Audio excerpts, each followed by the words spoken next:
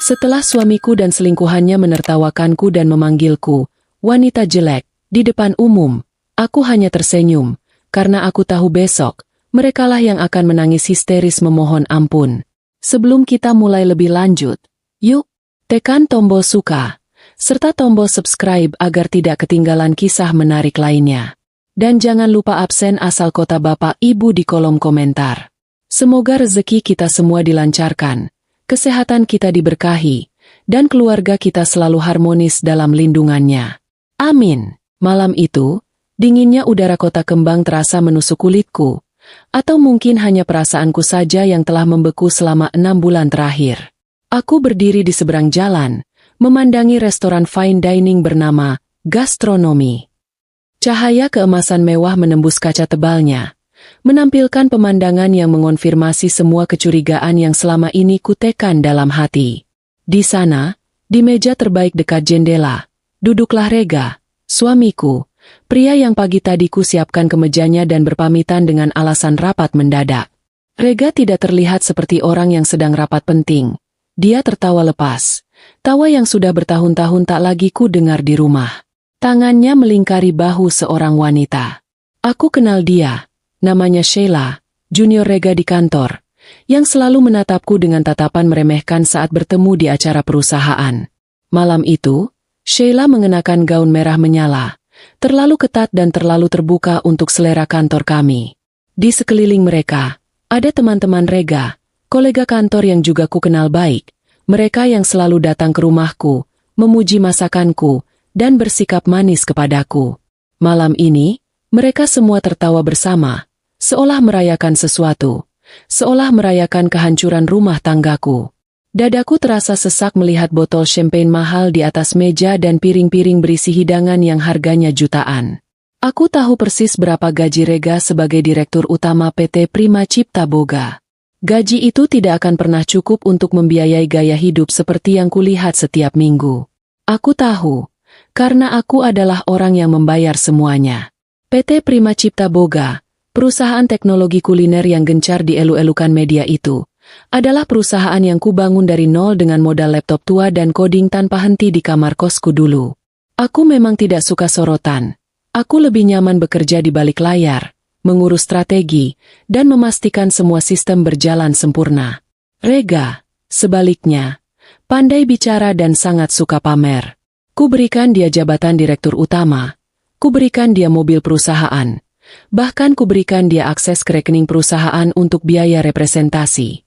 Lucunya, aku tak pernah menyangka bahwa biaya representasi itu juga mencakup wanita lain.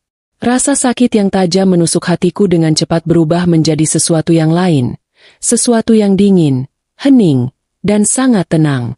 Air mata sudah terlalu sering kubuang di kamar mandi sendirian. Malam ini, semua keraguan telah berakhir. Dan inilah waktunya untuk bertindak. Ku tarik napas panjang, merapikan hijab dan gamisku yang sederhana. Lalu melangkah masuk. Aku tidak akan lari, dan aku tidak akan menangis. Seorang pelayan berjas hitam segera menghampiriku. "Selamat malam, Ibu. Sudah ada reservasi?" Tanyanya sopan. Mataku tidak beralih dari meja Rega. "Aku tamu mereka," jawabku datar, menunjuk ke arah suamiku. Pelayan itu ragu sejenak. Mungkin karena penampilanku yang sangat kontras dengan kemewahan di meja VIP itu. Tapi aku sudah melangkah melewatinya. Kehadiranku terasa sunyi, namun kekuatanku yang sebenarnya terasa seperti gelombang kejut. Tawa teman-teman Rega satu persatu mati. Rega yang paling akhir sadar. Dia sedang menyuapi Sheila sepotong wagyu saat bayanganku jatuh tepat di depannya. Matanya membelalak, wajahnya pucat pasi, lalu berubah merah padam karena marah dan malu. "Maya," desisnya. Sheila memandangku dari atas ke bawah. Senyum sinis dan menjijikan terbit di bibirnya yang merah. Aku mengabaikannya. "Mas Rega." Suaraku terdengar tenang dan jelas, tidak bergetar sama sekali. "Ayo pulang. Ini sudah malam." Ku ulurkan tanganku, gerakan lembut yang biasa kulakukan sebagai istri. Rega melihat sekeliling, teman-temannya menonton, Sheila menonton, dan egonya meledak seketika. Plak! Rega menepis tanganku dengan kasar. Sangat keras hingga aku sedikit terhuyung. "Ngapain kamu di sini, wanita jelek? Bikin malu saja," teriak Rega. Suaranya menggelegar di dalam restoran yang tiba-tiba senyap. Semua tamu menoleh. Pelayan membeku di tempat. "Jangan berlagak seolah kau istriku," teriaknya lagi. Wajahnya memerah karena menahan amarah. "Kamu itu tidak berhak mengatur kemana dan bersama siapa aku pergi." Hening. Lalu tawa meledak dari meja itu. Sheila tertawa paling keras, memegang perutnya seolah itu lelucon terlucu di dunia. Teman-teman Rega ikut tertawa, menikmati tontonan. Kata-kata wanita jelek berputar di kepalaku. Pria yang sama yang dulu memujiku sebagai wanita tercantik kini meneriakkan kata itu di depan umum. Aku berdiri tegak, menatap Rega, menatap matanya yang penuh kebencian, lalu menatap Sheila yang menyandarkan kepalanya manja di bahu Rega. Aku tidak menangis atau berteriak balik. Aku melakukan sesuatu yang tidak terduga. Aku tersenyum. Senyuman tipis itu membuat tawa Sheila terhenti. Senyuman itu membuat Rega bingung.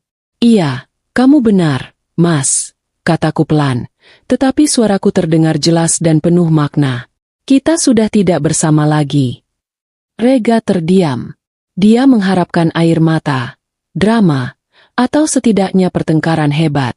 Dia tidak mengharapkan ketenangan sedingin es dariku. Aku tidak berkata apa-apa lagi.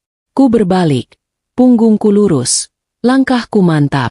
Aku berjalan keluar dari restoran itu, meninggalkan suamiku yang masih bingung, selingkuhannya yang merasa menang, dan teman-teman mereka yang kini saling berbisik. Aku tahu satu hal, ini bukan akhir, ini adalah awal dari pembalasan. Begitu pintu mobilku tertutup, benteng pertahananku runtuh. Air mata yang kutahan sejak tadi akhirnya jatuh, tetapi itu bukan air mata kesedihan. Itu adalah air mata amarah. Air mata seorang jenderal yang baru saja diludahi di medan perang. Wanita jelek? Tidak berhak. Ku pukul setir mobil sekali. Keras. Bayangan tawa Sheila dan tatapan menghina teman-teman Rega berputar di kepalaku.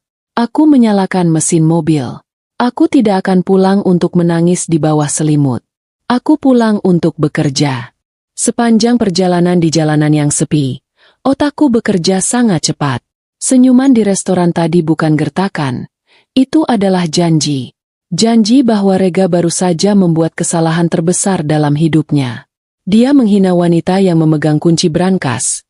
Wanita yang memegang 95% saham perusahaan tempat dia berlagak menjadi raja. Aku sampai di rumah besar kami.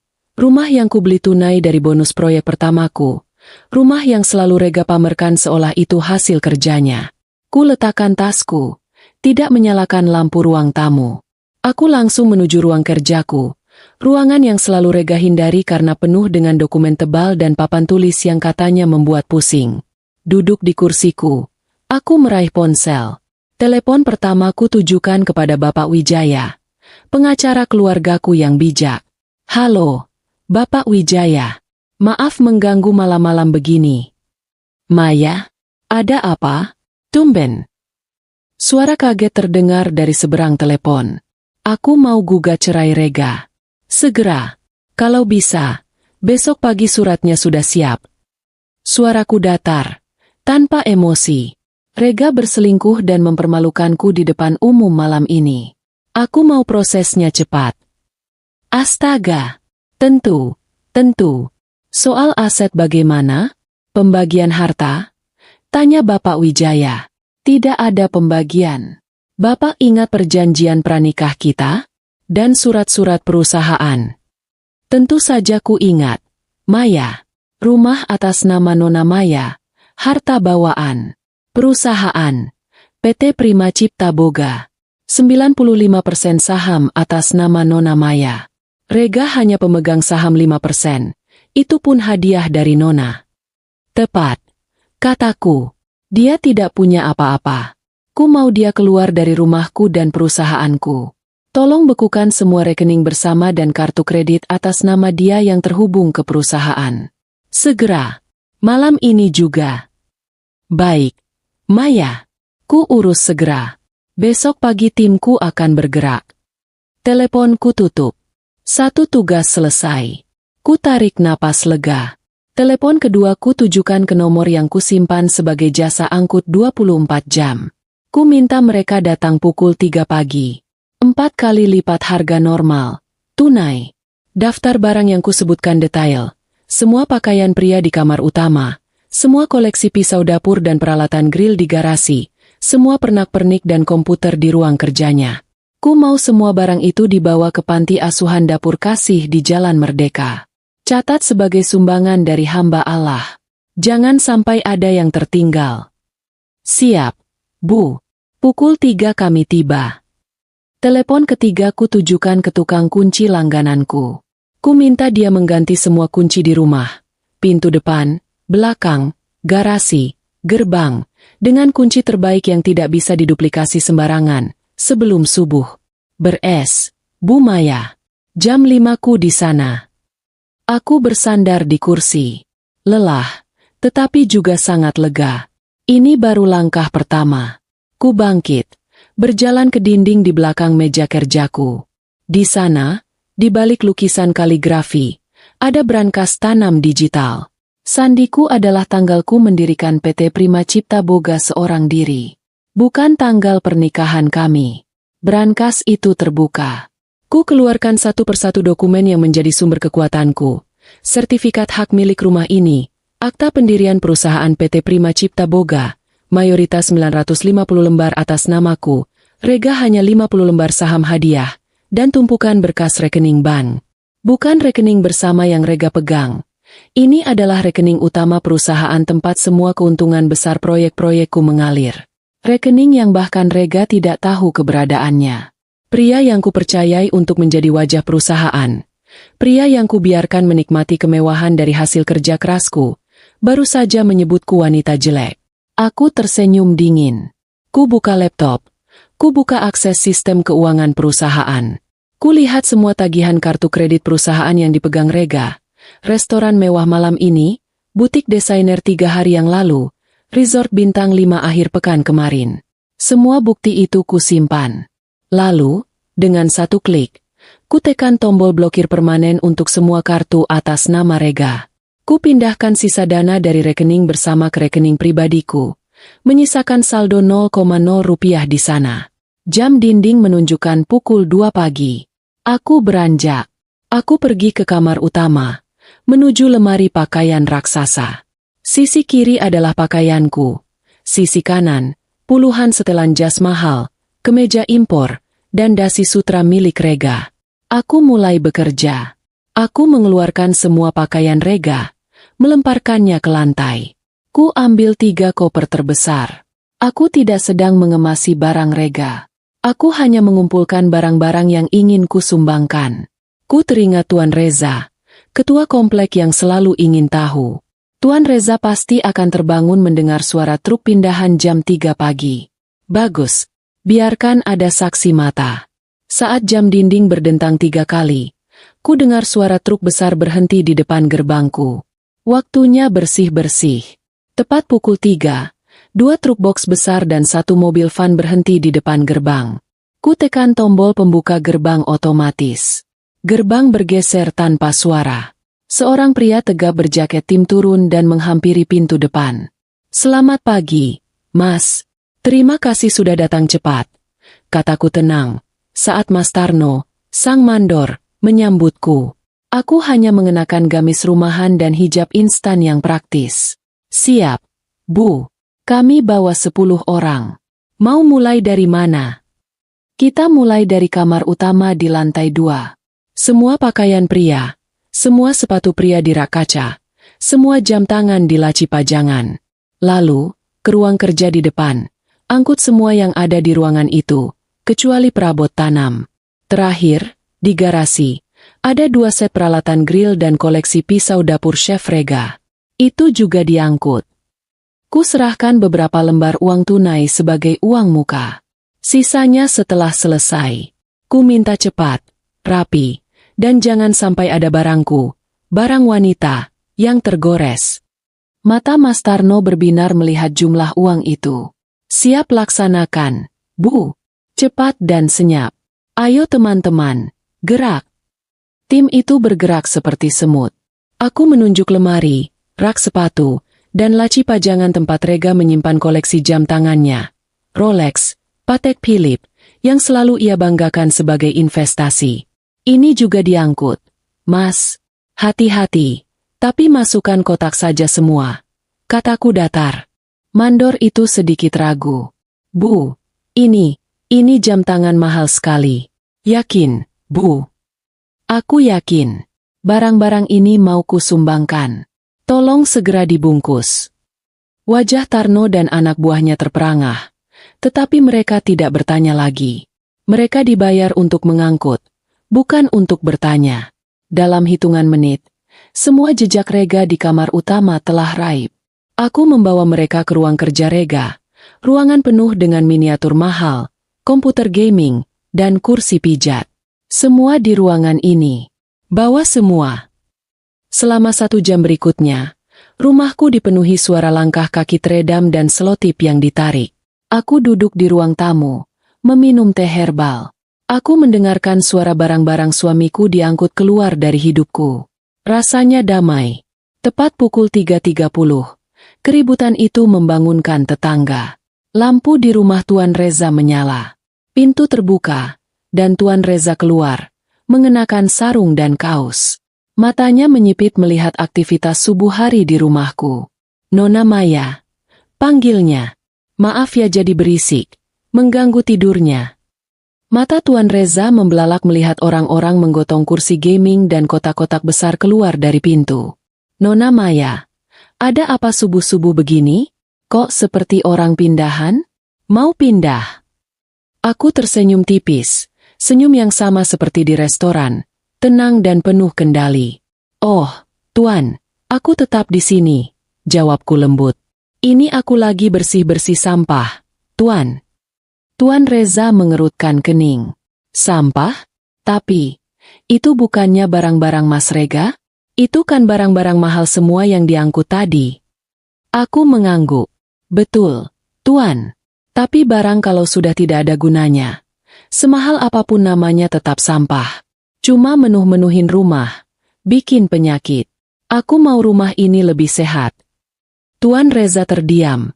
Otaknya yang cerdas langsung menghubungkan titik-titik. Dia tahu gosip tentang Rega sudah lama beredar. Oh ya, Tuan, kataku memotong. Sekalian ku mau kasih tahu. Mulai besok Mas Rega sudah tidak tinggal di sini lagi. Jadi, kalau ada apa-apa, Tuan bisa langsung hubungi aku saja. Tuan Reza menutup mulutnya. Ini berita besar. Baik, Nona Maya. Ku prihatin, ya. Tidak apa-apa, Tuan. Justru aku lega. Permisi, ya, Tuan. Aku mau lanjut bersih-bersih. Aku tersenyum lagi, lalu kembali masuk ke dalam. Pukul 4.30, Tarno melapor. Sudah beres semua, Bu. Truk sudah penuh. Sesuai instruksi, langsung kami antar ke panti asuhan Dapur Kasih. Ku pastikan sampai di sana sebelum subuh. Terima kasih, Mas Tarno. Ku berikan sisa bayaran dan bonus untuk timnya. 2 truk dan van itu melaju pelan, menghilang di kegelapan pagi, membawa serta semua jejak Rega dari rumahku. Rumah itu terasa lebih luas, lebih lengang. Tepat pukul 5 pagi, bel berbunyi. Kali ini tukang kunci Mas Tono datang. Aku memintanya mengganti semua kunci dengan seri titanium yang anti duplikat dan anti bor. Saat suara azan subuh mulai terdengar, Mas Tono selesai. Ku kunci pintu itu. Suara, klik. Dari kunci baru itu terdengar begitu memuaskan. Aku mengambil wudhu, menunaikan salat subuh. Aku tidak menangis. Aku berdoa. Aku bersyukur atas kekuatan yang diberikan padaku. Aku merasa ringan. Hidupku telah kubersihkan dari kotoran. Selesai berdoa, aku tidak tidur. Ku buka laptop. Email dari Bapak Wijaya, pengacaraku, sudah masuk. Semua rekening dan kartu atas nama Rega Wijaya sudah dibekukan permanen per pukul 3.30 dini hari. Gugatan cerai dan surat pemecatan resmi dari Dewan Direksi PT Prima Cipta Boga akan dikirimkan pagi ini pukul 9. Aku tersenyum. Ku buat secangkir teh hijau. Duduk di sofa ruang tamu yang kini terasa jauh lebih lega. Aku menunggu matahari terbit. Aku menunggu suamiku, atau lebih tepatnya, mantan suamiku, pulang. Tepat pukul 8.15 pagi, sebuah taksi daring berhenti di depan gerbang rumahku. Aku menyesap teh hijauku, duduk tenang di sofa sambil memandangi pemandangan itu melalui jendela ruang tamu. Rega keluar dari kursi penumpang.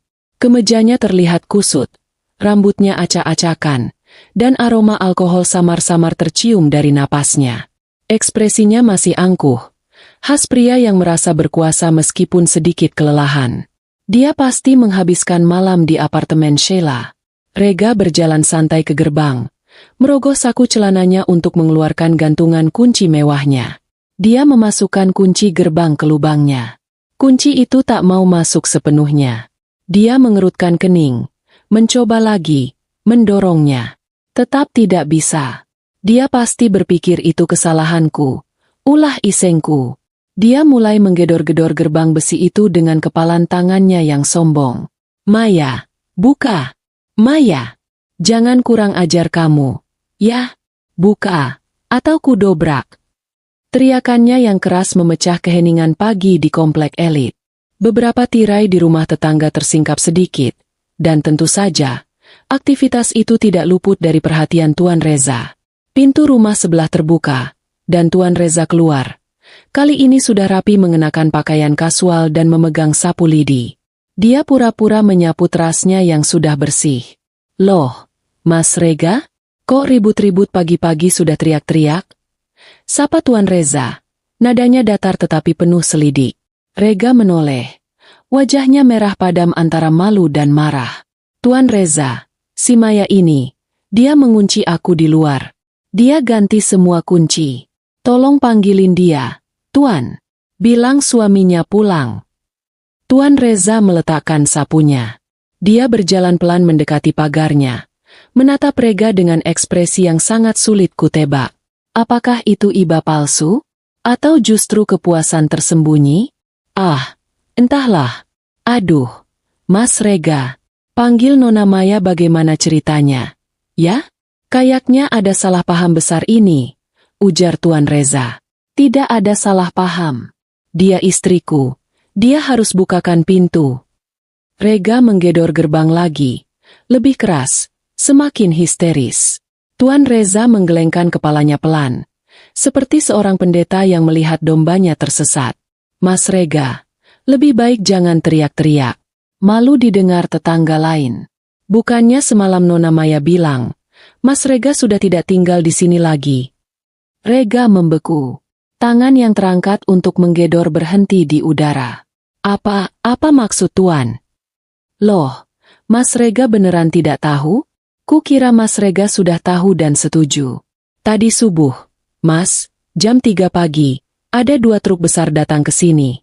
Kata Tuan Reza, memasang tampang pura-pura kaget. Truk? Truk apa? Rega mulai gemetar. Rasa dingin aneh mulai menjalar di punggungnya, mengalahkan sisa alkohol di tubuhnya.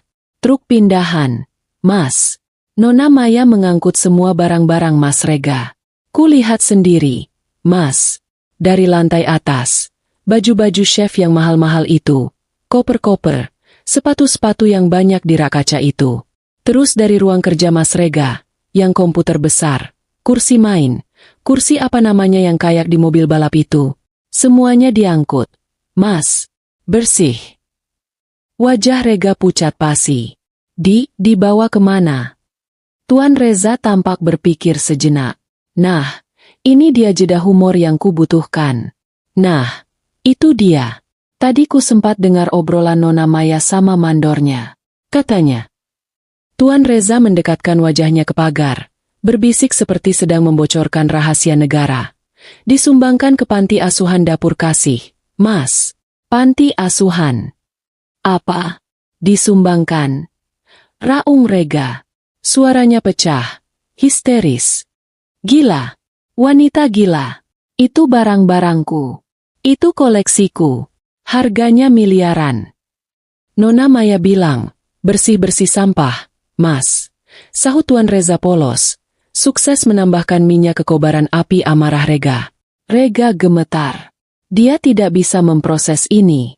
Maya, istriku yang pendiam, yang selalu menunduk, yang kuanggap bodoh dan penurut, melakukan ini? Dia tidak berhak. Ini rumahku. Aku akan panggil polisi. Dia mencuri barangku. Rega merogoh sakunya mencari ponsel. Mas, tunggu dulu. Tuan Reza menahannya. Soal itu, kayaknya Mas Rega juga salah paham. Salah apa lagi? Nona Maya itu titip pesan buatku. Katanya, kalau Mas Rega datang dan bikin ribut, ku disuruh bilangin sesuatu. Kata Tuan Reza lagi. Pesan apa? Bentak Rega. Katanya, Mas Rega jangan ngaku-ngaku ini rumahnya Mas Rega lagi. Rumah ini sertifikatnya atas nama Nona Maya murni harta bawaan beliau sebelum nikah. Jadi Mas Rega, maaf ya, sudah tidak punya hak apa-apa lagi di sini. Oh, dan Nona Maya bilang, surat gugatan cerai juga sudah diurus pengacaranya pagi ini. Dunia Rega runtuh. Harta bawaan. Dia ingat Maya pernah bilang rumah ini dibeli sebelum mereka menikah. Tapi dia tidak pernah peduli. Dia pikir apa yang kupunya otomatis jadi miliknya. Rega bersandar di pilar gerbang. Kakinya lemas. Dia menatap rumah megah di depannya. Ponselnya ada di tangannya. Dia harus bertindak. Dia menekan nomor pribadiku. Nomor yang Anda tuju diblokir. Sialan. Dia menelepon kantor. Ponselnya berdering sekali. Lalu panggilannya ditolak. Ditolak? Asistennya berani menolak panggilannya? Dia mencoba lagi aplikasi perbankannya. Dia mencoba login ke rekening bersama. Nama pengguna atau kata sandi salah. Dia mencoba lagi. Akun Anda diblokir. Silakan hubungi bank. Rega hampir melempar ponselnya. Dibekukan. Dicabut. Disumbangkan. Dikunci. Diceraikan. Semua dalam kurang dari 12 jam. Mas Rega kayaknya syok berat. Ya, mau ku buatkan teh hangat dulu di rumahku. Tawar Tuan Reza, dengan wajah penuh kepura-puraan. Rega tidak menjawab. Dia merasa mual. Dia berbalik. Berjalan terhuyung-huyung menjauhi rumah. Dia tidak punya uang tunai. Dompetnya tertinggal di mobil. Mobil perusahaan yang kuncinya juga pasti sudah kuambil. Dia sendirian. Terkunci di luar. Dia harus ke suatu tempat. Satu-satunya orang yang bisa membantunya. Dia mulai berjalan kaki. Perjalanan ke apartemen Sheila adalah neraka. Rega, dengan setelan jas mahalnya yang kini kusut, berjalan kaki hampir 2 kilometer. Dia tidak mungkin berjalan sampai sana. Dia mencoba memesan taksi daring, tetapi semua kartu kreditnya ditolak. Dia benar-benar tidak punya uang sama sekali. Dia melihat ke pergelangan tangannya. Jam tangan Rolex Daytona yang masih ia pakai. Satu-satunya barang berharga yang tersisa padanya. Ironisnya, hadiah dariku. Menelan harga diri dan ludah. Rega menyeberang jalan ke pangkalan ojek. Bisa antar aku ke apartemen Mutiara di Jalan Sudirman? Tanya Rega, berusaha menjaga suaranya tetap berwibawa. Seorang bapak tua dengan jaket hijau kusam menatapnya. Wah, jauh itu, Mas. 200.000 rupiah, Mas. Rega menggertakkan giginya. Masalahnya, dompetku tertinggal di mobil. Aku akan bayar di sana. Ku ambil uang di apartemen pacarku. Para pengemudi ojek saling pandang. Senyum sinis muncul di bibir mereka. Wah, Mas, alasan klasik itu. Dompet ketinggalan. Nanti Masnya kabur. Aku yang rugi bensin. Rega sudah putus asa. Dia melepas jam tangan Rolex Daytona itu. Ini. Bapak lihat ini. Dia menyodorkan jam tangan itu ke depan si bapak ojek. Ini jam tangan Rolex asli. Harganya lebih dari 400 juta rupiah. Bapak pegang ini sebagai jaminan. Antar aku ke apartemen Mutiara. Nanti di sana, aku akan kasih Bapak 1 juta rupiah tunai. Uang ojeknya 200.000 rupiah. Sisanya 800.000 rupiah buat Bapak. Bagaimana? Mata Bapak ojek itu membelalak. Dia mengambil jam itu, membolak-baliknya. Ratusan juta. Dia mengangguk. Mau, Mas, mau. Ayo, Mas, Naik. Rega naik ke jok belakang motor tua. Perjalanan itu adalah penghinaan terbesar dalam hidupnya. Pria yang biasa menginjak pedal gas mobil sport mewah kini duduk di belakang ojek, memeluk tas helm yang bau apek. Akhirnya, motor itu memasuki Jalan Sudirman. Tetapi, motor itu tidak berbelok ke komplek apartemen mewah, melainkan masuk ke sebuah jalan kecil di belakang gedung-gedung pencakar langit. Ini alamatnya, Mas. Apartemen Mutiara, kata bapak ojek. Rega turun. Ini bukan apartemen mewah. Catnya kusam. Lobinya kecil. Kamu yakin ini apartemen Mutiara? Tanya Rega bingung. Iya, Mas. Yang mewah itu namanya Mutiara Residence. Di depannya lagi. Alamat Mas tadi Mutiara Apartemen. Sial. Rega buru-buru menekan nomor unit Sheila. Ia masuk ke lobi kecil itu, mengambil kembali jam tangannya dengan imbalan uang tunai yang berhasil ia pinjam dari resepsionis lobi dengan ancaman. Dia naik lift, menekan tombol 12 dengan kasar. Dia siap untuk dikasihani, dipeluk, dan dibela oleh Sheila. Pintu lift terbuka di lantai 12. Rega berjalan cepat ke unit Sheila. Pintu terbuka setelah beberapa gedoran keras. Sosok Sheila muncul di baliknya. Tapi, ini bukan Sheila yang kulihat semalam. Rambutnya acak-acakan diikat sekenanya. Wajahnya polos tanpa riasan. Dan dia mengenakan daster tipis bermotif bunga yang sudah kusam.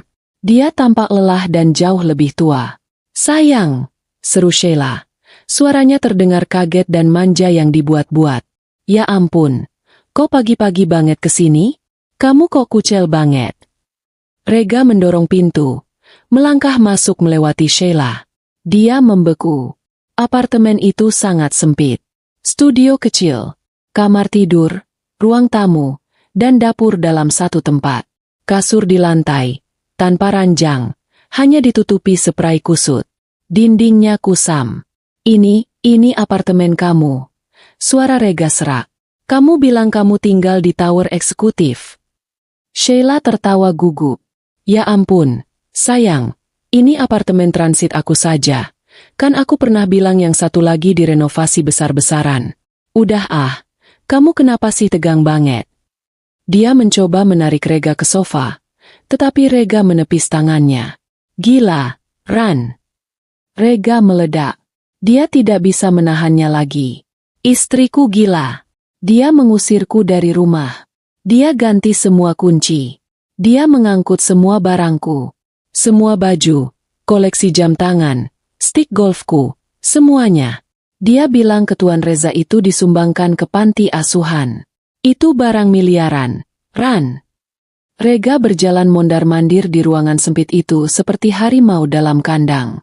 Dan dia memblokir semuanya. Rekeningku, kartu kreditku, semuanya ditolak. Aku tidak bisa akses uang perusahaan. Aku kesini. Kamu tahu aku kesini.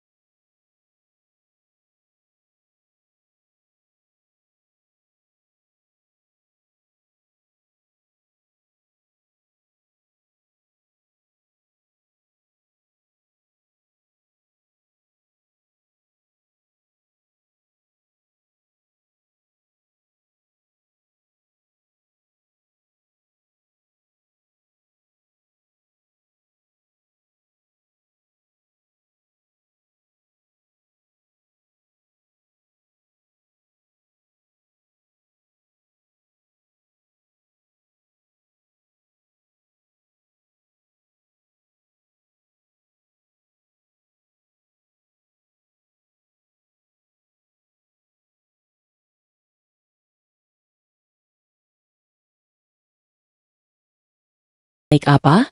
Naik ojek. Aku harus menjaminkan Rolexku ke tukang ojek gara-gara perempuan jilbab sialan itu. Rega berhenti. Napasnya terengah-engah. Dia menatap Sheila, mencari simpati, mencari dukungan. Kita ke pengacaraku sekarang. Kita tuntut dia. Kita ambil alih perusahaan itu. Perusahaan itu punyaku. Dia memegang bahu Sheila. Kamu punya uang tunai, kan, sayang? Kita pakai uang kamu dulu buat bayar pengacara. Nanti ku ganti 10 kali lipat. Kita hancurkan Maya. Sheila terdiam. Ekspresi kaget dan manja di wajahnya perlahan luntur. Wajah aslinya muncul, dingin dan penuh perhitungan. Dia melepaskan diri dari pegangan Rega dan melipat tangan di depan dada.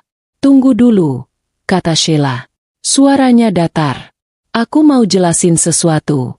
Jadi, maksud kamu sekarang tidak punya uang sama sekali? No. Rega bingung melihat perubahan sikap Sheila. Ya, untuk sementara. Kan aku bilang Maya blokir semuanya. Tapi itu perusahaan aku. Kita bisa. Sheila tertawa. Tawa sinis yang mengejek. Bukan tawa merdu yang biasa Rega dengar. Perusahaan kamu. Rega? Rega, kamu itu bodoh. Atau cuma pura-pura bodoh? Jantung Rega serasa berhenti berdetak. Apa? Apa maksud kamu, Sheila? Kamu pikir aku tidak tahu? Sheila menunjuk wajah Rega. Aku ini junior kamu di kantor. Tapi aku tidak sebodoh yang kamu kira. Aku tahu perusahaan itu punya siapa. Aku tahu PT Prima Cipta Boga itu 95% sahamnya atas nama Maya Putri, istrimu. Rega mundur selangkah. Kamu tahu. Tentu saja aku tahu, bentak Sheila. Aku tahu rumah yang kamu tinggali itu sertifikatnya atas nama dia. Aku tahu mobil sport yang kamu pamerin itu aset perusahaan yang dibeli pakai uang dia. Aku tahu kamu itu cuma direktur boneka yang digaji. Aku pacaran sama kamu itu karena aku pikir kamu pintar. Lanjut Sheila, suaranya semakin tinggi. Aku pikir kamu punya rencana buat ambil alih semuanya pelan-pelan. Aku dukung kamu. Aku manasin kamu biar cepat cerai sama dia. Biar kita bisa kuasai semuanya. Sheila menunjuk ke sekeliling ruangan sempit itu. Kamu pikir aku mau hidup begini selamanya? Tinggal di studio sempit. Pakai barang palsu? Aku pacaran sama kamu itu biar hidup enak. Rega, biar bisa jadi Nyonya Rega Wijaya yang kaya raya. Matanya menatap Rega dengan jijik. Kalau kamu sekarang miskin? Kalau kamu tidak punya apa-apa? Kalau kamu diusir dari rumah dan tidak punya sepeser pun uang? Terus buat apa aku sama kamu? Kata-kata itu menghantam Rega lebih keras dari tamparan manapun. Sheila, kamu tidak serius, kan? Suara Rega bergetar. Kamu bilang kamu cinta sama aku. Cinta? Sheila tertawa lagi. Tawa yang kering dan brutal. Cinta tidak bisa bayar cicilan apartemen ini. Rega, cinta tidak bisa beli produk perawatan kulit mahal. Bangun, kamu itu cuma alat. Dan sekarang alatnya rusak. Tidak berguna lagi. Sheila berjalan ke pintu. Membukanya lebar-lebar. Sekarang, keluar. Apa? Keluar? Aku tidak punya tempat lain. Rega panik. Itu bukan urusanku, teriak Sheila. Cari saja istrimu yang jelek itu sana. Minta maaf sama dia. Mungkin dia mau terima pengemis kayak kamu. Sheila mendorong Rega dengan kuat. Rega yang kalu terdorong mundur. Keluar ke koridor. Braa! Pintu unit 1208 dibanting tepat di depan wajahnya. Suara kunci diputar dari dalam terdengar jelas. Rega berdiri tertegun di koridor yang sempit dan berbau apek itu. Sendirian. Dihina di restoran, diusir dari rumah, dan sekarang ditendang oleh wanita yang ia puja. Rega telah kehilangan segalanya. Rumah, pekerjaan, harta, istri, dan selingkuhan. Semuanya dalam waktu kurang dari 14 jam. Rega terduduk lemas di lantai koridor apartemen yang berbau apek. Ponselnya tergeletak di sampingnya, menampilkan notifikasi email pemecatan dari HRD PT Prima Cipta Boga. Kata-kata, dipecat tidak hormat, penyelewengan dana, dan jalur hukum berputar-putar di kepalanya. Pintu unit Sheila di depannya tetap tertutup rapat. Rega Wijaya, direktur utama yang fotonya sering muncul di majalah bisnis, disingkirkan oleh Maya, wanita yang selama ini ia anggap sebagai bayangan. Ini pasti kesalahan. Ini pasti hanya gertakan.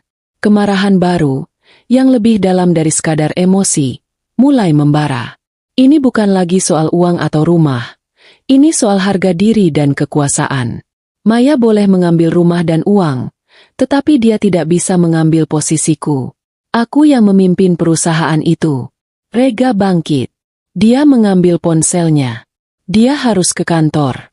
Para karyawan di sana menghormatinya. Mereka semua takut padanya. Mereka tidak akan mendengarkan Maya, si pemilik Absah yang tidak pernah muncul. Mereka akan mendengarkan aku, sang pemimpin di lapangan. Aku akan masuk ke sana, mengadakan rapat darurat, dan membatalkan semua keputusan gila Maya. Namun, bagaimana cara ke sana?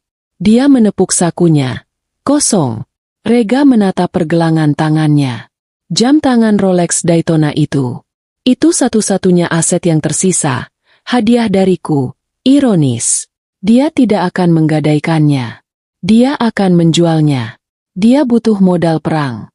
Rega berjalan keluar dari gedung apartemen kumuh itu. Dia menyetop taksi. Antar saya ke area pertokoan jam mewah Blok M, katanya pada sopir. Sopir taksi itu menatapnya ragu, melihat jasnya yang sudah kusut. Saya bayar pakai ini. Rega melepas jam tangannya, mengacungkannya. Aku mau jual ini. Antar aku ke sana. Ku kasih kamu komisi Rp500.000. Mata sopir taksi itu melebar. Dia mengangguk. Siap, Pak. Perjalanan terasa cepat, tetapi proses penjualan terasa sangat lambat. Di sebuah toko jam bekas, Rega meletakkan Rolex itu di atas meja kaca. Aku mau jual ini, katanya. Cepat, aku butuh uang tunai sekarang.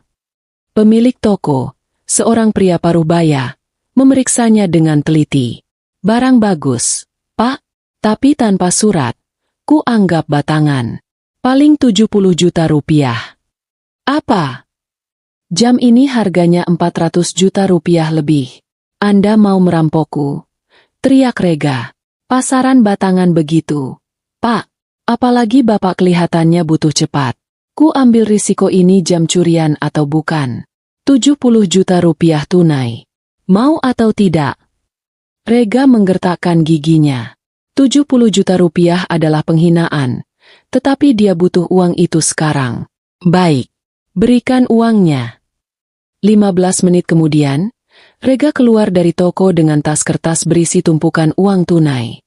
Pergelangan tangannya terasa aneh, ringan dan kosong, tetapi sakunya terasa berat.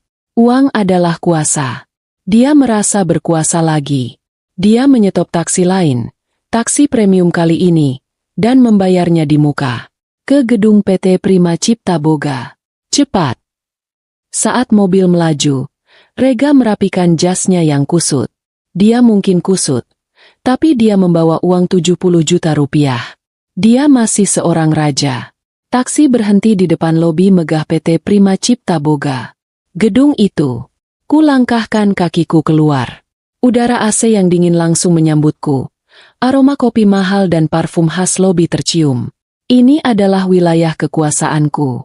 Rega berjalan tegap, dagunya terangkat, melewati pintu kaca otomatis. Beberapa karyawan junior yang baru datang menunduk takut padanya. Seperti biasa. Bagus. Auranya masih ada. Dia berjalan lurus menuju barisan lift eksekutif. Dia mengeluarkan kartu aksesnya, menempelkannya ke sensor lift. BIP. Lampu merah menyala. Di layar kecil tertulis, akses ditolak. Rega terdiam. Dia mencoba lagi. BIP. Akses ditolak. Ada masalah dengan sistem. Gumamnya. Dia berbalik, berjalan ke meja resepsionis dengan langkah marah. Rina, kenapa kartu aksesku tidak berfungsi? Sistemnya sedang down. Rina, resepsionis yang biasanya selalu tersenyum manis padanya, kini terlihat pucat dan gugup. Dia tidak berani menatap mata Rega. Selamat siang, Pak Rega. Itu bukan, Pak. Sistemnya tidak down. Lalu kenapa? Reset kartuku sekarang. Maaf, Pak. Kami tidak bisa. Rega.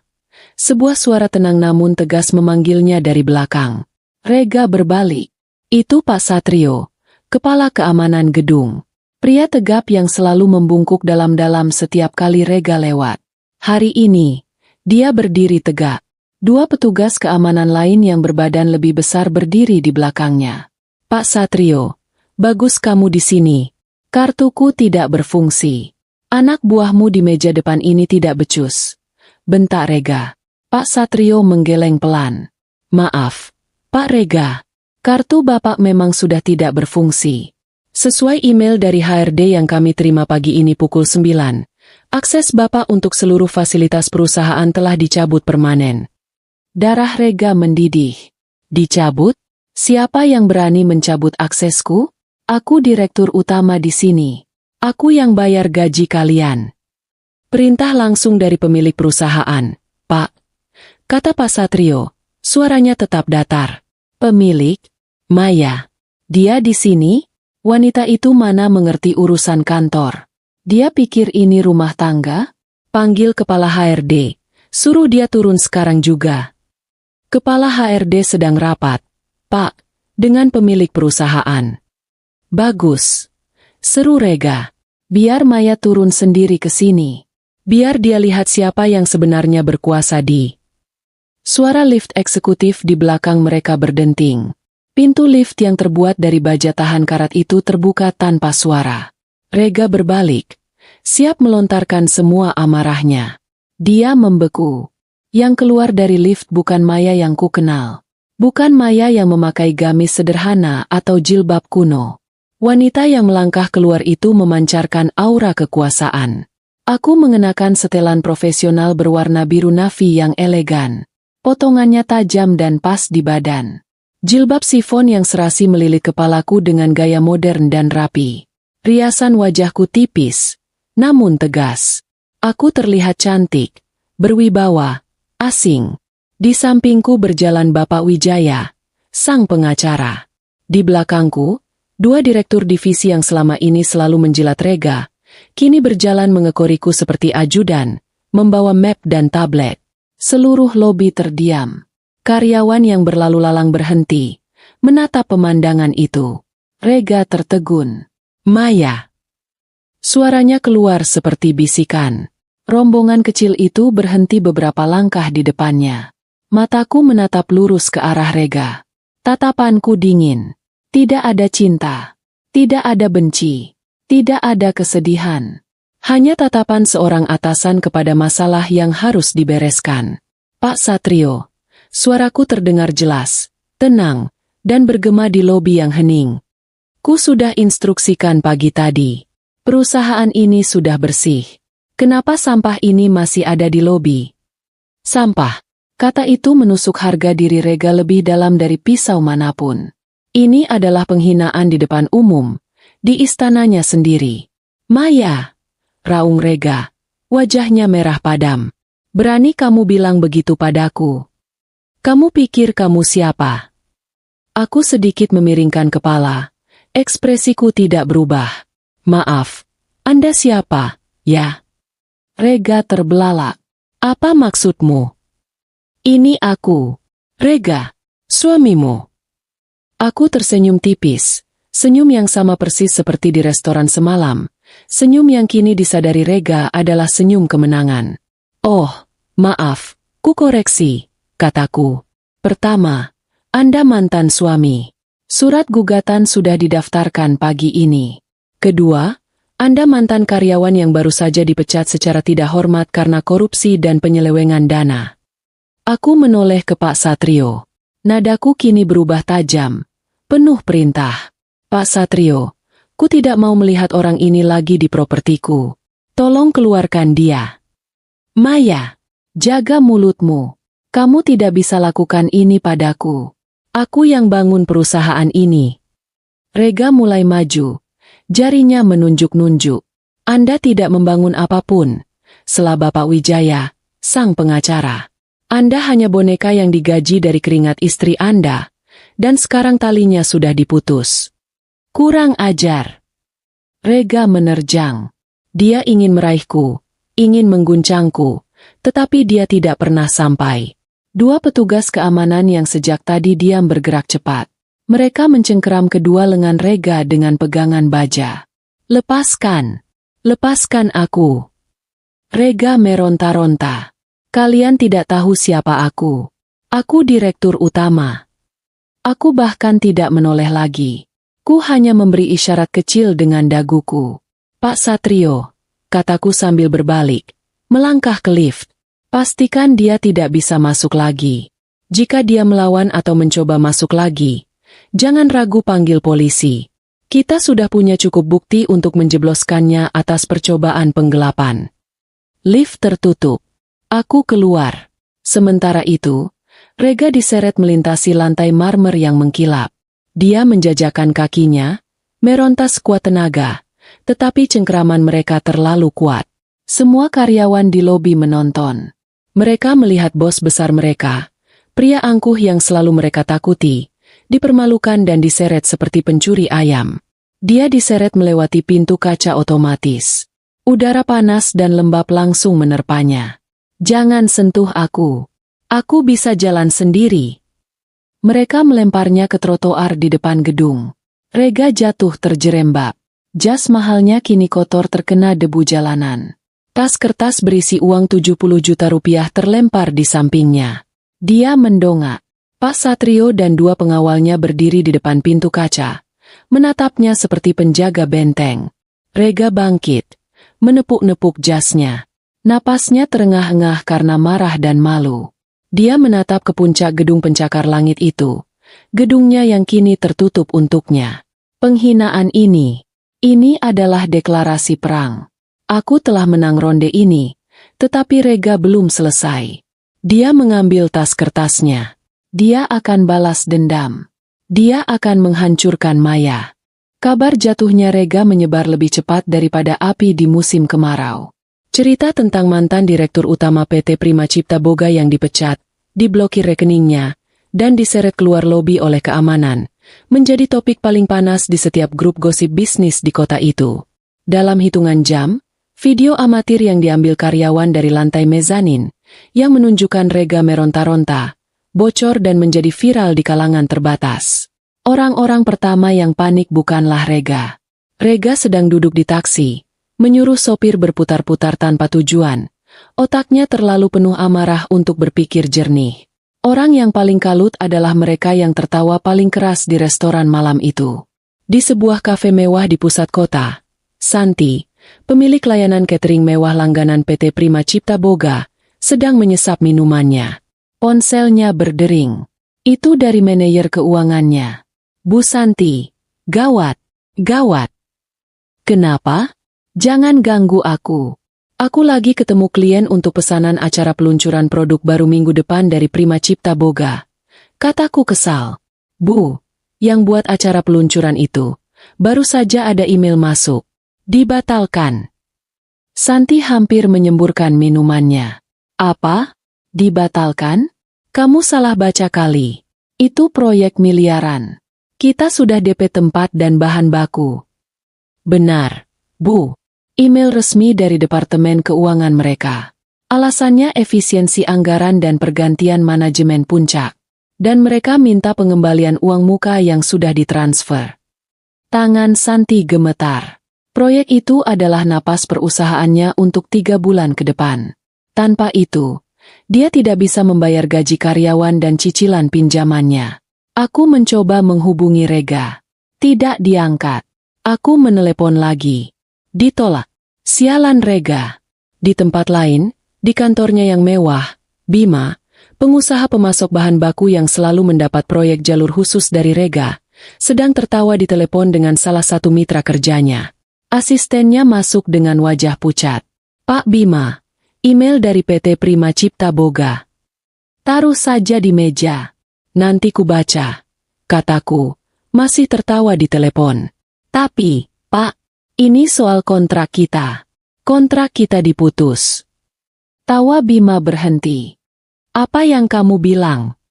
Dia merebut tablet dari tangan asistennya. Matanya membelalak membaca email itu. Pemutusan kontrak sepihak berdasarkan evaluasi ulang seluruh vendor perusahaan. Ditemukan ketidakwajaran harga, indikasi markup.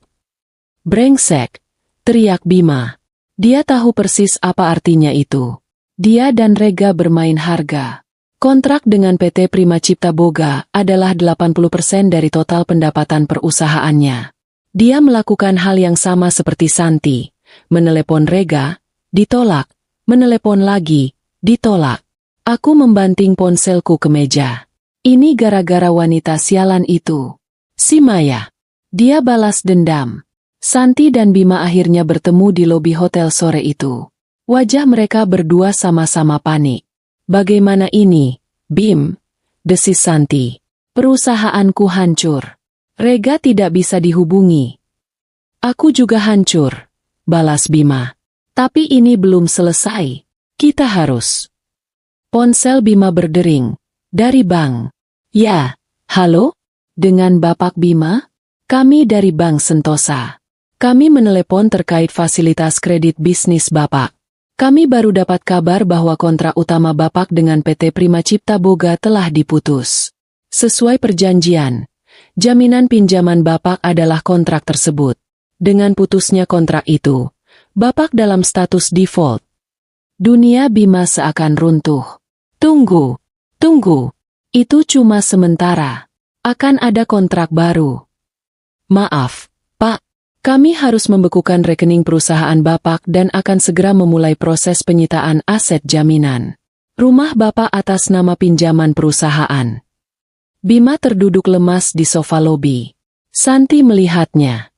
Ada apa lagi, Bim? Selesai, bisik Bima. Hidupku selesai. Sementara itu, di kantor PT Prima Cipta Boga, Sheila sedang merapikan riasannya di toilet. Aku mendengar gosip tentang Rega diseret keluar. Aku sedikit takut, tetapi aku merasa ini justru kesempatanku. Rega sudah tidak ada. Sekarang aku bisa mendekati direktur lain. Atau mungkin aku bisa berpura-pura menjadi korban Rega dan mengambil hati si pemilik baru, Maya. Aku meremehkan Maya, menganggapnya wanita bodoh yang baru beruntung. Aku kembali ke mejaku. Lampu di teleponku berkedip. Panggilan dari HRD. Sheila, ke ruangan kepala HRD sekarang. Aku berjalan santai ke ruang HRD. Aku masuk dengan senyum percaya diri. Ya, Bu, ada yang bisa kubantu. Di dalam ruangan sudah ada Bu Indah, kepala HRD, dan Bapak Wijaya, pengacaraku. Suasananya dingin, serius. Silakan duduk, Sheila, kata Bu Indah. Bu Indah tidak basa-basi. Sheila, Anda dipecat, efektif detik ini juga. Senyum Sheila luntur. Apa? Dipecat? Kenapa? Aku kerja bagus. Penjualanku selalu mencapai target. Bapak Wijaya mendorong sebuah map tebal ke seberang meja. Kami tidak membicarakan kinerja penjualan Anda. Kami membicarakan ini. Sheila membukanya. Itu adalah salinan rekening koran. Ada puluhan transfer dari rekening PT Prima Cipta Boga yang disetujui oleh Rega ke rekening pribadi Sheila. Jumlahnya bervariasi. 5 juta rupiah, 10 juta rupiah, 25 juta rupiah. Totalnya, selama 6 bulan terakhir, mencapai 300 juta rupiah. Keterangannya selalu, biaya representasi tambahan, atau bonus kinerja khusus. Wajah Sheila pucat pasi. Uang itu sudah habis. Habis untuk membayar sewa apartemennya yang mahal. Dia berbohong pada Rega. Untuk tas-tas palsu super agar terlihat kaya. Untuk mentraktir teman-teman sosialitanya. Ini bonus dari Pak Rega. Elak Sheila. Suaranya gemetar. Bonus macam apa yang ditransfer diam-diam tanpa sepengetahuan HRD dan Dewan Direksi? Setelah Bapak Wijaya, suaranya dingin. Ini namanya pencurian, penyelewengan dana, penggelapan. Pasal 374 KUHP. Ancamannya 5 tahun penjara. Sheila mulai menangis. Jangan, Pak. Tolong aku. Aku disuruh Pak Rega. Aku cuma nurut.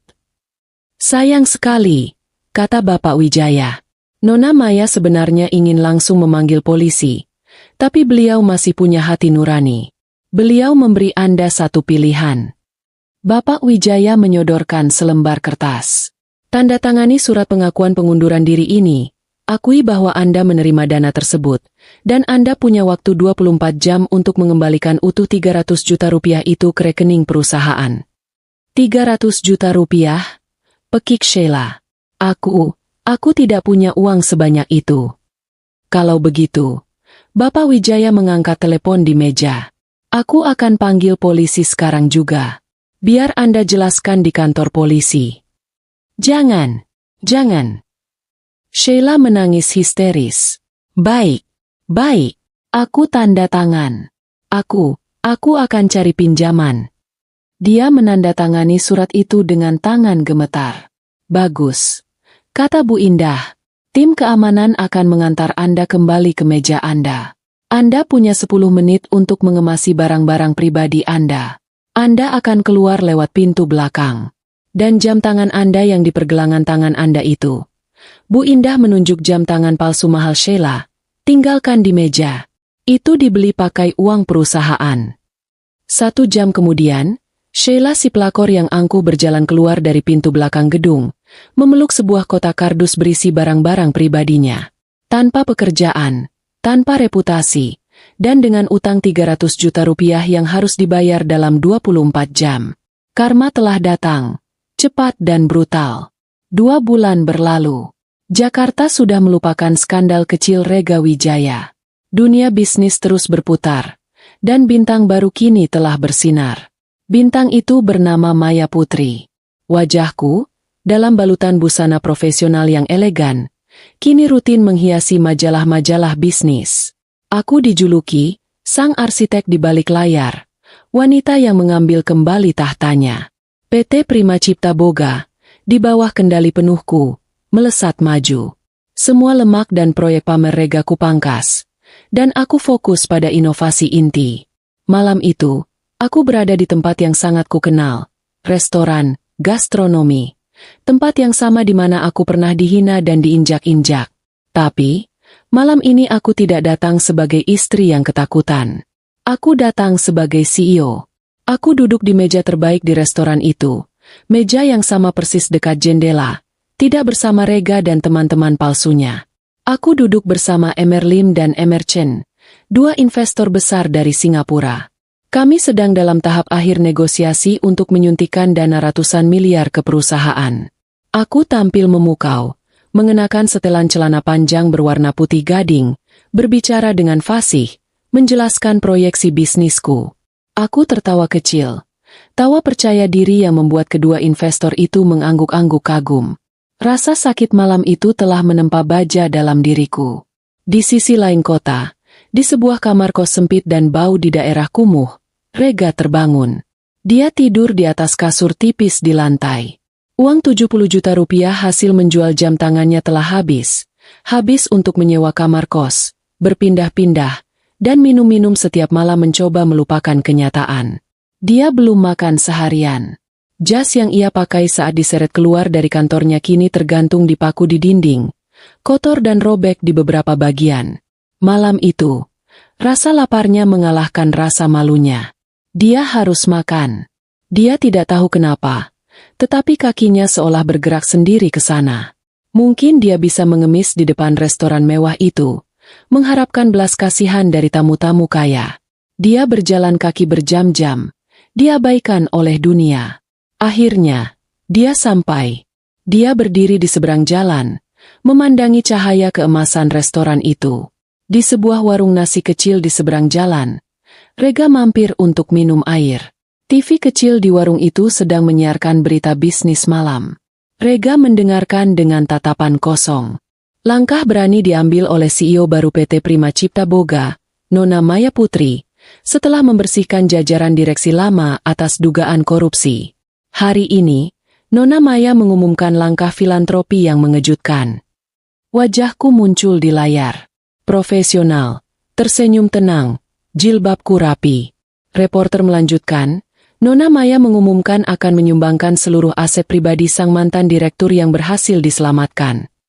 Kamera beralih, menunjukkan tumpukan jas mahal, deretan sepatu kulit, koleksi jam tangan mewah, dan peralatan grill, barang-barang Rega. Barang-barang ini ditaksir bernilai miliaran rupiah, akan disumbangkan ke Yayasan Dapur Kasih, yang menaungi korban KDRT dan panti asuhan. Sebuah klip wawancara singkat kuputar. Bagi saya, kataku di layar, suaraku jernih. Harta yang didapat dengan cara tidak jujur dan menyakiti orang lain bukanlah berkah, melainkan sampah. Lebih baik sampah ini kita ubah menjadi sesuatu yang berguna bagi mereka yang membutuhkan. Jantung Rega serasa diremas. Aku tidak hanya mengambil semuanya. Aku tidak hanya memecatnya, mengusirnya. Aku menghapus jejaknya. Aku memberikan semua hasil kerja keras dan investasinya kepada korban KDRT. Aku membuatnya terlihat seperti monster di mata publik. Sementara aku menjadi malaikat. Rega menunduk. Lalu kembali menatap restoran di seberang jalan. Di meja dekat jendela, duduk seorang wanita cantik, elegan, berkuasa. Wanita itu tertawa. Rega menyipitkan matanya. Jantungnya serasa berhenti. Maya, itu aku. Wanita itu tampak seperti bintang film. Dia tampak bahagia. Dia tampak kaya. Dia tampak sempurna tanpanya. Sesuatu dalam pikiran Rega putus. Semua kemarahan, kebencian, dan penyangkalannya selama ini lenyap, digantikan oleh satu perasaan yang melumpuhkan, penyesalan. Dia salah. Dia salah besar. Aku adalah tambang emasnya. Dan dia telah membuangnya demi batu kerikil. Dia harus mendapatkanku kembali. Rega berlari menyeberang jalan, tidak peduli klakson mobil yang memekik. Pelayan di pintu depan mencoba menahannya. Maaf, Pak, Bapak tidak bisa masuk dengan pakaian seperti itu. Rega dengan sisa tenaga terakhirnya mendorong pelayan itu. Minggir. Dia berlari masuk ke dalam restoran. Semua tamu menoleh. Musik klasik yang lembut berhenti. Aku sedang mengangkat gelas minumanku saat mendengar keributan itu. Aku menoleh. Mataku bertemu dengan mata Rega. Rega berhenti di depan mejaku. Dia kotor. Rambutnya gimbal tak terurus. Janggutnya panjang dan berantakan. Dia bau. Sangat bau. Emerlim dan Emerchen menatap pria gelandangan itu dengan kaget dan jijik. Maya. Bisik Rega. Suaranya parau. Lalu, di depan semua orang, di depan para investor, di depan tamu-tamu kelas atas, Rega Wijaya melakukan hal yang tak terbayangkan. Dia bersujud. Dia menjatuhkan dirinya ke lantai marmer yang dingin, memeluk kakiku. Dia menangis. Tangisan yang kencang dan menyedihkan. Maya, maafkan Mas. Maafkan Mas, sayang. Teriaknya histeris. Mas salah. Mas hilaf. Mas dibutakan sama Sheila. Dia iblis. Maya, dia yang meracuni Mas. Mas cinta sama kamu. Maya, cuma kamu. Aku menarik kakiku dengan cepat. Seolah baru saja menyentuh sesuatu yang menjijikan. Para tamu di restoran itu ternganga. Beberapa mulai merekam dengan ponsel mereka. Tolong, Maya, terima Mas kembali. Isaknya. Wajahnya menempel di lantai. Mas tidak punya siapa-siapa lagi. Ibu. Ibu pasti sedih lihat kita begini. Demi ibu, Maya, demi masa lalu kita. Mas janji. Mas akan berubah. Mas akan sembah kamu. Maya, tolong. Aku memandangnya. Aku memandang pria yang menangis di kakiku. Pria yang sama yang beberapa bulan lalu meneriakiku. Wanita jelek. Aku menatapnya. Tidak ada rasa kasihan. Tidak ada kemarahan. Tidak ada cinta yang tersisa. Yang ada hanya rasa jijik dan lelah yang dingin. Manajer restoran berlari tergopoh-gopoh. Nona Maya, maaf, kami. Aku mengangkat satu tangan. Gerakan itu menghentikan ucapan manajer dan juga isak tangis Rega. Rega mendongak. Matanya penuh air mata. Mengharapkan satu kata pengampunan. Aku bahkan tidak menoleh padanya. Aku menatap lurus ke arah manajer restoran. Suaraku dingin, jernih, dan penuh otoritas. Pak manajer, kataku, tolong panggil keamanan. Ada pengemis yang mengganggu tamu-tamu saya. Jantung Rega serasa copot. Pengemis? Cepat. Lanjutku. Suaraku setajam es. Sebelum dia merusak selera makan kami. Maya. Dia berteriak, mencoba bangkit. Ini aku. Rega. Suamimu. Maya. Kamu tega. Dua petugas keamanan berbadan besar yang sudah bersiaga sejak Rega menerobos masuk kini bergerak. Mereka mencengkeram kedua lengan Rega dengan kasar. Lepaskan. Ini istriku. Maya. Lihat aku. Rega meronta-ronta. Tetapi tenaganya sudah habis. Dia diseret melewati meja-meja para tamu yang memandangnya dengan jijik. Maya, kamu akan menyesal. Kamu tidak bisa hidup tanpa aku. Maya, teriaknya. Suaranya bergema di restoran lalu terputus saat dia dilempar keluar melewati pintu depan. Di dalam, aku mengambil serbet kain, mengelap sepatuku yang tadi sempat disentuh Rega, lalu melempar serbet itu ke lantai. Aku berbalik ke arah Emerlim dan Emerchen yang menatapku dengan takjub. Aku tersenyum profesional. Maaf atas gangguannya, tuan-tuan. Drama yang tidak perlu. Sekarang, di mana kita tadi? Ah, ya. Soal proposal ekspansi ke pasar Asia Tenggara. Ku punya data baru yang ingin ku tunjukkan. Kedua investor itu saling pandang, lalu tersenyum lebar. Mereka tahu uang mereka aman di tangan wanita ini. Rega terlempar dengan keras ke trotoar yang dingin.